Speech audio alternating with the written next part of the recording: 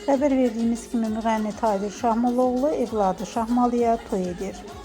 Axşam.az xəbər verir ki, ifaçının oğlunun ikinci toyu şəhər restoranlarından birində keçirilir. Toydan görüntülər. Sən xəbəri yoxdur? Mən bilirdim, mən çox tez oradaydım 2 gündən bir. 2 gündən bir bu toy açan olacaq. Hər qazınım. Bu toy açan olacaq, açanım. Deyil,